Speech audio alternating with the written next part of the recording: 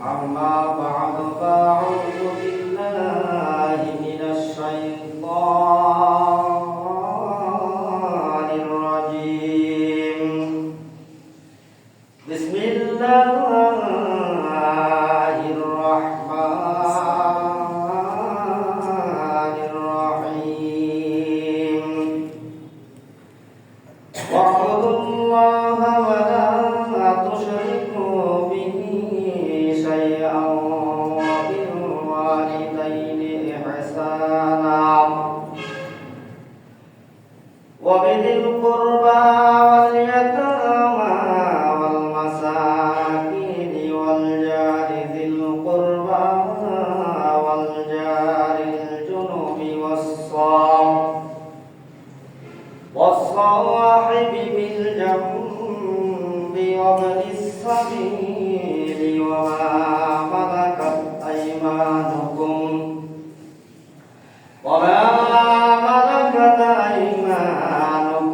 إن الله لا يحب من كان مختالا فخورا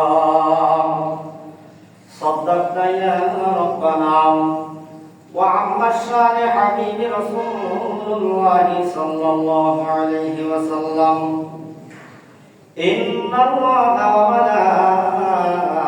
وملائكته يصلون على النبي يا أيها الذين آمنوا صلوا عليه وسلموا تسليما اللهم صل على محمد وعلى آل محمد كما صليت على إبراهيم وعلى آل إبراهيم إنك حميد مجيد اللهم بارك على محمد وعلى آل محمد كما باركت على إبراهيم وعلى آل إبراهيم إنك حميد مجيد الحمد لله رب العالمين উপস্থিত সম্মানিত মুসলিম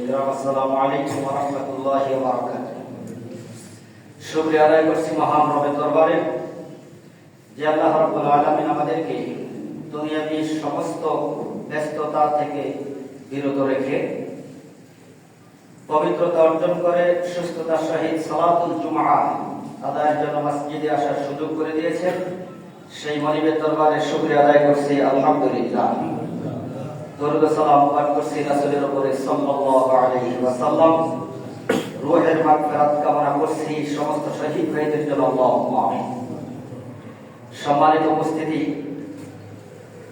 আজকের খুতবা আলোচ্য বিষয় হচ্ছে বান্দার হক ও মানব অধিকার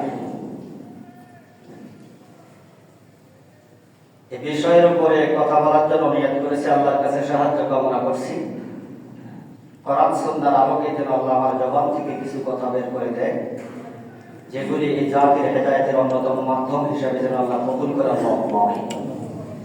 সম্মানিত উপস্থিতি আল্লাহ যা কিছু বিধানাবলী দিয়েছেন প্রদান করেছেন তার নিজের জন্য নয়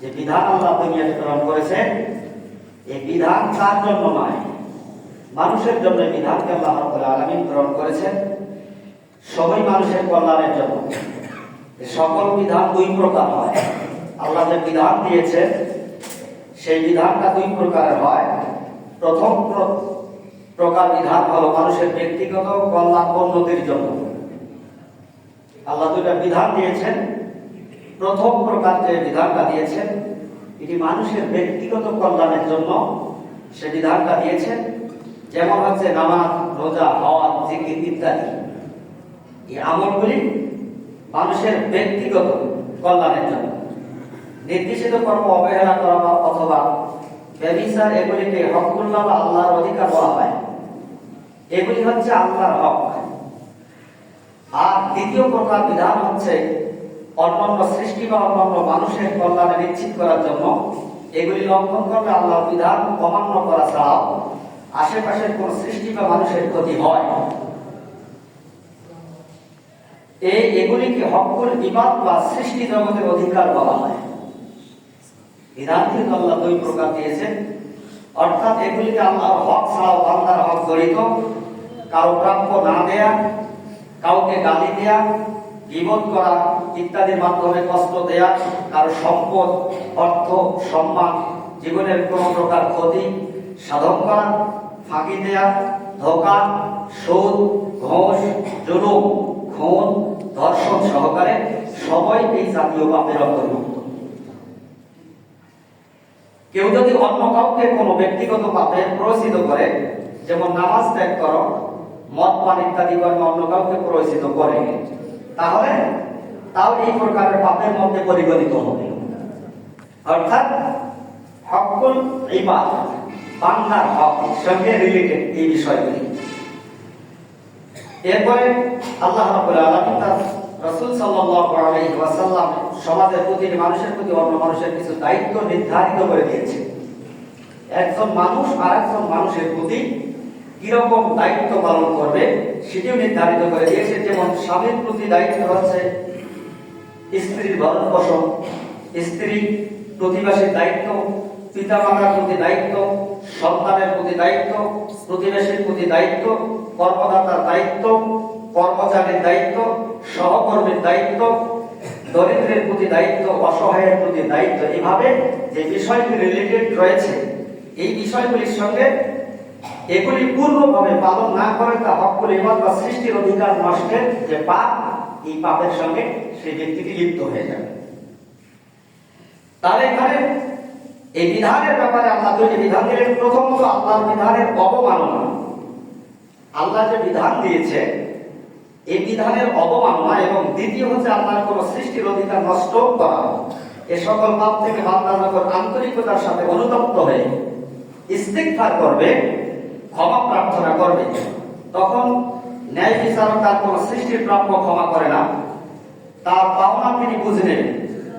আল্লাহর সঙ্গে রিলেটেড যে হকগুলি, আল্লাহর সঙ্গে রিলেটেড যে বিষয়গুলি, এই বিষয় যদি আপনার আমার মাধ্যমে লঙ্ঘন হয়, তাহলে আল্লাহ সেগুলি ক্ষমা চাইলে মাফ করে দিতে পারে।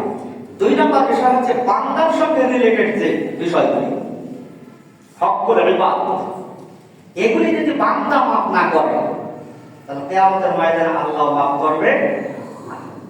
তাহলে এখানে আমরা যে দুটো বিষয় পেয়েছি, বান্দার হক ও মানব অধিকার, এই দুটো বিষয়ের উপরে কথা হবে। এখানে কোরআন সুন্নাহর আলোকে কয়েকটি পয়েন্ট আলোচনা এখানে ভাগ করতে পারি। এক নম্বর হচ্ছে সাধারণভাবে সকল সৃষ্টির অধিকার, হকুল ইবাদের মধ্যে যেগুলি, এক নম্বর হচ্ছে সকল সৃষ্টির অধিকার, দুই নম্বর সকল মানুষের অধিকার, তিন নম্বর সকল মুসলিমের অধিকার, পরিবারের অধিকার। কয়টা পাইলাম আমরা? চারটা বিষয় পাইলাম। তাহলে হকুল ইবাদের সঙ্গে যে চারটি বিষয় রিলেটেড, এই হচ্ছে সকল সৃষ্টির অধিকার আপনার উপরে রয়েছে। দুই নম্বর রয়েছে সকল মানুষের অধিকার, তিন নম্বর হচ্ছে সকল মুসলিমের অধিকার, চার নম্বর হচ্ছে দায়িত্ব দিনের পরিবারের সদস্য যারা রয়েছে এদের প্রতি আপনার আমার যে অধিকার রয়েছে। এই অধিকার প্রতিষ্ঠার জন্য আল্লাহর হাবিব সাল্লাল্লাহু আলাইহি ওয়াসাল্লাম বলেন, যদি কোনো মানুষ একটি চড়ুই পাখি বা তার চেয়ে বড় কিছু না হক ভাবে অর্থাৎ জবাই করে খাওয়ার জন্য ছাড়া হত্যা করে, তাকে কিয়ামতের দিন এই বিষয়ে জিজ্ঞাসা করা হবে। আল্লাহ রাসূল সাল্লাল্লাহু আলাইহি ওয়াসাল্লাম বলেন, ছোট্ট একটি চড়ুই পাখি যদি হয়, আর এই চড়ুই পাখিটি যদি জবাই করে খাওয়ার উদ্দেশ্যে ছাড়া অন্যায় ভাবে যদি কেউ হত্যা করে ফেলে, আল্লাহ রাসূল সাল্লাল্লাহু আলাইহি ওয়াসাল্লাম বলেন, ওই ব্যক্তিকে এই চড়ুই পাখিকে হত্যার দাবি নিয়ে কিয়ামতের ময়দানে আল্লাহ রাব্বুল আলামিন ওই ব্যক্তিকে কাঠগড়ায় দাঁড় করাবেন।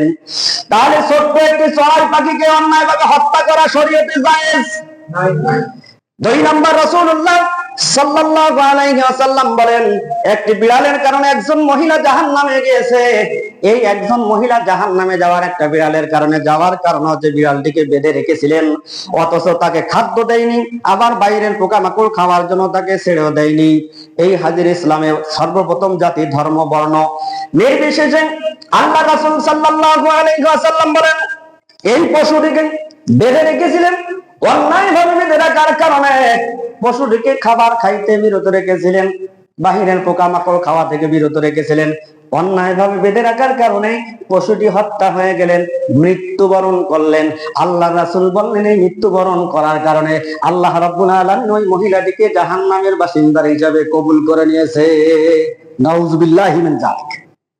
তাহলে হকুল্লাহ এবং হকুল ইবাদ, আল্লাহর হক এবং বান্দার হক, এটি কিন্তু অনেক বড় বিষয়। আপনি জীবনে নামাজ পড়েননি, রোজা করেননি, হজ করেননি, যাকাত দেননি, শরীয়তের বিধান অনুযায়ী কোরআন যেটা বলে যে আপনি জাহান্নামের দিকে যাচ্ছেন, কিন্তু আল্লাহ চাইলে আপনাকে মাফ করে দিতে পারে, এটা আল্লাহর ইখতিয়ার। কিন্তু বান্দার সঙ্গে রিলেটেড যে বিষয়গুলি, বান্দা যতক্ষণ পর্যন্ত মাফ না করবে ততক্ষণ পর্যন্ত মাফ পাওয়ার কোনো সুযোগ নাই। আপনি নামাজ ঠিকভাবে আদায় করেন, হজ করেছেন, যাকাত দিয়েছেন, আল্লাহর বিধান সঠিকভাবে মেনেছেন, বান্দার বিধান মেনেছেন, কিন্তু বান্দার হক নষ্ট করে আপনি মারা গিয়েছেন। বান্দা যদি আপনাকে মাফ না করে, আমাদের সমাজের মধ্যে সবচেয়ে বড় আকার ধারণ করে ভাই তার বোনের জমি মেরে খায়, বাবা তার সন্তানের জমি মেরে খায়, চাচা তার ভাতিজার জমি মেরে খায়। আল্লাহর হাবিব সাল্লাল্লাহু আলাইহি ওয়াসাল্লাম বলেন, কোন ব্যক্তি যদি বান্দার হক নষ্ট করে, অন্যায়ভাবে যদি 1 বিঘা জমি ভক্ষণ করে, 1 বিঘা জমি যদি অন্যায়ভাবে এসে ভক্ষণ করে ফেলে, নিজের আয়ত্ত নিয়ে নেয়, আল্লাহ রাসূল বলেন, কিয়ামতের ময়দানে ওই ব্যক্তির গলায় আল্লাহ 7 তরফ জমিন সমপরিমাণ ভার আল্লাহ তার গলায় পেঁচিয়ে দিবে। 1 বিঘা পরিমাণ জমি যদি অন্যায়ভাবে, অর্থাৎ বান্দার হক যেখানে রিলেটেড, আল্লাহ রাব্বুল আলামিন জানিয়ে দিচ্ছেন। এরপরে যে বান্দার হকের সঙ্গে রিলেটেড যে বিষয়গুলি, 1 নাম্বার সবার সাথে সাধ্যমতো ভালো ব্যবহার করতে হবে। আল্লাহ রাসূল সাল্লাল্লাহু আলাইহি ওয়াসাল্লাম শিক্ষা দিলেন, বান্দার সঙ্গে রিলেটেড যে বিষয়গুলি, হকুল ইবাদের সঙ্গে যে রিলেটেড বিষয়গুলি, আল্লাহ হাবিব সাল্লাল্লাহু আলাইহি ওয়াসাল্লাম জানিয়ে দিলেন, সাধ্যমতো মানুষের সঙ্গে সবার সঙ্গে ভালো ব্যবহার করতে হবে, সাধ্যমতো উপকার করতে হবে। 2 নাম্বার, কোনোভাবে কারো প্রাপ্য বা পাওনা নষ্ট করা যাবে না। 3 নাম্বার হচ্ছে কোনোভাবে কাউকে কষ্ট দেওয়া যাবে না। 4 নাম্বার, সকলের জন্য ন্যায় বিচার নিশ্চিত করতে হবে। এই 4টা দায়িত্ব মুসলমান বান্দার হকের সঙ্গে রিলেটেড। 4টা দায়িত্ব যদি আমি সঠিকভাবে পালন করতে না পারি, এই নামাজ নিয়ে কিয়ামতের ময়দানে মাফ পাওয়া যাবে না, হজ দিয়ে মাফ পাওয়া যাবে না, যাকাত দিয়ে মাফ পাওয়া যাবে না। কারণ আপনি নামাজ আদায় করলেন, হকুল্লাহ আল্লাহর হক আদায় করলেন, যাকাত দিলেন, হকুল্লাহ আল্লাহর হক আদায় করলেন, হজ করলেন, হকুল্লাহ আল্লাহর হক আদায় করলেন, পর্দা বিধান মানলেন, হকুল্লাহ আল্লাহর হক আদায় করলেন। কিন্তু হকুল ইবাদ, বান্দার হকের সঙ্গে রিলেটেড যে বিষয়গুলি, আল্লাহ হাবিব সাল্লাল্লাহু আলাইহি ওয়াসাল্লাম বলেন, এই 4টি বিষয় তোমাদের উপরে আবশ্যক করে দেয়া হলো। 4টি বিষয় যদি তোমরা সঠিকভাবে মানতে না পারো, তাহলে বান্দার হক নষ্ট করার কারণে আল্লাহ চাইলে তোমার জীবনের সমস্ত আমলগুলি বরবাদ করে দিতে পারে। সেই ক্ষমতা কি আল্লাহর নাই? আছে। তাহলে আপনাদের দুটোই মানতে হবে, হকুল্লাহ, হকুল ইবাদ। আল্লাহর হক আপনাকে পালন করতে হবে, বান্দার হক আপনাকে আদায় করতে হবে। আল্লাহ রাব্বুল আলামিন জানিয়ে দিয়েছেন, আ'বুদুল্লাহ ওয়া লা তুশরিকু বিহি শাইআন ওয়া বিল ওয়ালিদাইনি ইহসানান ওয়া বিযিল কুরবা ওয়াল ইয়াতামা ওয়াল মাসাকিন ওয়াল জারি যিল কুরবা ওয়াল জারিল জুনুবি ওয়াস সাহিবি বিল জামবি ওয়া বনিস সাবিল ওয়া মা মালাকাত আইমানুকুম ইন্নাল্লাহা লা ইউহিব্বু মান কানা মুখতালান ফাখুরা। আল্লাহ রাব্বুল আলামিন জানিয়ে দিয়েছেন, তোমরা আল্লাহর ইবাদত করো। প্রথম নাম্বার, আল্লাহ আপনাকে জানিয়ে দিলেন, কারণ আল্লাহ রাব্বুল অবশ্যই আল্লাহ দুনিয়াতে মানুষ পাঠানোর জন্য অবশ্যই কারণ আছে না নাই? দুনিয়াতে যে মানুষকে আল্লাহ পাঠালেন স্পষ্ট করে দিয়ে দিলেন। আল্লাহ বলছে ওয়া খালাকাতুল জিন্না ওয়াল ইনসা ইল্লা লিয়াবুদুন। আল্লাহ রাব্বুল আলামিন জানিয়েছেন মানুষ এবং জিনকে আমি আল্লাহ দুনিয়ায় পাঠাইছি আমার ইবাদত করার জন্য। কিসের জন্য পাঠাইছি? আল্লাহ বলছেন মানুষ এবং জিনকে দুনিয়াতে পাঠার উদ্দেশ্য হচ্ছে আমি আল্লাহর ইবাদত করবে। তাই বান্দা যদি দুনিয়াতে ইবাদত করতে চায়, ইবাদতের ক্ষেত্রে আইনের ক্ষেত্রে আল্লাহ দুইটা বিধান দিয়ে দিলেন। একটা হলো হকুল্লাহ আর একটা হলো হকুল ইবাদ। তাই ইবাদতের জন্য যদি আপনাকে আল্লাহ দুনিয়ায় পাঠায় তাহলে হকুল্লাহ আল্লাহর হক আদায় করতে হবে, হকুল ইবাদ বান্দার হক আপনাকে আদায় করা লাগবে। তাহলে আল্লাহর উদ্দেশ্য হচ্ছে মানুষ এবং জিনকে দুনিয়াতে পাঠানোর উদ্দেশ্য হচ্ছে আল্লাহরই ইবাদত। আপনি যে আল্লাহর ইবাদত করবেন সেই ইবাদতের সিস্টেম জানতে হবে। সেই ইবাদতের সিস্টেমটা আল্লাহ জানিয়ে দিলেন। আল্লাহর হক আদায় করতে হবে, বান্দার হক আদায় করতে হবে। আল্লাহ রাব্বুল আলামিন জানিয়ে দিয়েছেন তোমরা আল্লাহর ইবাদত করো। তাহলে ইবাদত যদি করতে হয় কয়জনের করব? একজনের ইবাদত করতে হবে। তার মুসলমান একজনের ইবাদত যদি আপনি করেন, আমি যদি একজনের ইবাদত করি তাহলে গোটা বিশ্ব জাহানের মালিককে আল্লাহকে আপনাকে মানতে হবে। কারণ গোটা বিশ্ব জাহানের মালিক যিনি মসজিদের ভিতরে এসে যাকে আপনি আল্লাহ মানেন, মসজিদের বাহিরে গিয়েও তাকে আল্লাহ মানতে হবে, সংসদ ভবনে গিয়েও তাকে আল্লাহ মানতে হবে, ব্যবসা বাণিজ্য গিয়েও তাকে আল্লাহ মানতে হবে, কর্মক্ষেত্রে গিয়েও তাকে আল্লাহ মানতে হবে। অর্থাৎ আপনার জীবনের সর্বক্ষেত্রে সর্ব অবস্থায় সর্বহালতে আল্লাহ বিধান স্মরণ রেখে আল্লাহকে সৃষ্টিকর্তা বলে যদি আপনি মানতে পারেন তখন আপনি ইমানদারের কাতারে থাকেন। আল্লাহ আমাদেরকে জানিয়ে দিলেন বান্দা তোমরা ইবাদত করো আমি আল্লাহ। 2 নম্বর বলে তার সাথে কোনো শরীক করো না। আল্লাহ রাব্বুল আলামিন ইবাদতের বিধান দিয়ে দিলেন তোমরা আমি আল্লাহর ইবাদত করো। 2 নম্বরে শরীক করা যাবে না। তাহলে ইবাদত যদি আপনি আল্লাহ করেন, এই ইবাদত আল্লাহর দরবারে কবুল হওয়ার পূর্ব শর্ত আছে আল্লাহর সঙ্গে শরীক করা যাবে না। আপনি আল্লাহর ইবাদত করবেন, নামাজও পড়বেন আবার শিরকও করবেন, রোজাও রাখবেন আবার শিরকও করবেন, হজও করবেন আবার শিরকও করবেন। তাহলে যদি আপনার শিরক মিশ্রিত কোনো ইবাদত আপনি 10, 20, 50 বছর কেন 1000 বছর যদি শিরক মিশ্রিত ইবাদত করেন, একটা ইবাদত আল্লাহর দরবারে কবুল হওয়ার কোনো সুযোগ নাই। এজন্য ইবাদতগুলি হতে হবে শিরক মুক্ত। তাহলে ইবাদত যদি শিরক মুক্ত আমরা করতে পারি তখন ইবাদত আল্লাহর দরবারে কবুল হওয়ার সম্ভাবনা রয়েছে। আমাদের সামাজিকভাবে বিশেষ করে গ্রাম অঞ্চলের লোক যারা রয়েছে এই ব্যক্তিগুলি দেখা যায় অসুস্থ হয়ে গেলে তারা অনেক সময় বলে ফেলে অমুক ডাক্তারের কাছে যদি আমি না যাইতাম তাহলে এতদিন আমার কবরে ঘাস জ্বালাইতো। বলুন তো এই ধরনের কথা বলে না না বলে? কারণ তার ওনার বিশ্বাস হলো ডাক্তার ওনাকে জীবন দিলেন আর আপনার চাইতে কোটি কোটি টাকার সম্পদের মালিক রয়েছে। সেই মালিকগুলি আপনি লক্ষ্য করে দেখেন আইসিইউর মধ্যে যখন রাখা হয়, অক্সিজেন দিয়ে যখন রাখে তখন তিনি বলেন আমার সমস্ত সম্পদ ডাক্তার আপনাকে দিয়ে দেব, তারপরে আমার বাবাকে বাঁচানোর ব্যবস্থা করেন, আমার মাকে বাঁচানোর ব্যবস্থা করেন, আমার ভাইকে বাঁচানোর ব্যবস্থা করেন। বলুন তো কোটিপতিও আইসিইউর মধ্যে থেকে বাঁচতে পেরেছে? তাহলে বাঁচানোর মালিককে, তাহলে বাঁচানোর মালিক যদি আল্লাহ হয় তাহলে আপনি বলেন ওই ডাক্তারের কাছে না গেলে আমার কবরে গাছ জ্বালাইতো। আর নাই শিরক মিশ্রিত কথা, এরকম শিরক মিশ্রিত ইবাদত যদি আপনার আমার ভিতরে থাকে, এই শিরক মিশ্রিত ইবাদত যদি আপনি আমি করি, আল্লাহ আপনার ইবাদত কবুল করতে পারে কিন্তু কোরআন সুন্নাহ বিধান অনুযায়ী শিরক মিশ্রিত কোনো ইবাদত আল্লাহর দরবারে গ্রহণযোগ্য হবে না। 2 নম্বর বিষয় দিলেন আল্লাহ রাব্বুল আলামিন বলেন এবং পিতামাতা আত্মীয় স্বজন এতিম অভাবগ্রস্ত নিকট প্রতিবেশী দূর প্রতিবেশী সাথী সহকর্মী পথচারী এবং তোমাদের অধিকারভুক্ত দাস-দাসীদের সাথে সদ্ব্যবহার করো। নিশ্চয় আল্লাহ দাম্ভিক ও আত্মগর্বীদেরকে পছন্দ করেন না। এখানে যেহেতু আলোচনার বিষয় যেহেতু বান্দার হক এবং মানবাধিকার, আল্লাহ রাব্বুল আলামিন প্রথম নম্বর জানিয়ে দিলেন তোমরা ইবাদত করো আমি আল্লাহ। 2 নম্বর বললেন শিরক করো না, আমি আল্লাহর সঙ্গে কাউকে শরীক করো না। 3 নম্বর বিষয় হলো পিতামাতার সঙ্গে সদাচরণ করো। 4 নম্বর আত্মীয় স্বজন প্রতিবেশীদের সঙ্গে সদাচরণ করো। এভাবে কয়েকটা স্তর আল্লাহ দিয়ে দিলেন। তাই মুসলমান যদি আপনি আল্লাহর হক আদায় করেন তাহলে প্রথম নাম্বার ইবাদত আপনি আল্লাহ করবেন, এরপরে দ্বিতীয় নাম্বার শিরক আল্লাহর সঙ্গে করা যাবে না, তৃতীয় নাম্বার পিতামাতা থেকে শুরু করে এই যে সপ্তম অষ্টম নাম্বার পর্যন্ত এসেছে, এই তৃতীয় নাম্বার থেকে অষ্টম নাম্বার পর্যন্ত সমস্ত কিছু হকুল ইবাদের সঙ্গে জড়িত, বান্দার হকের সঙ্গে জড়িত।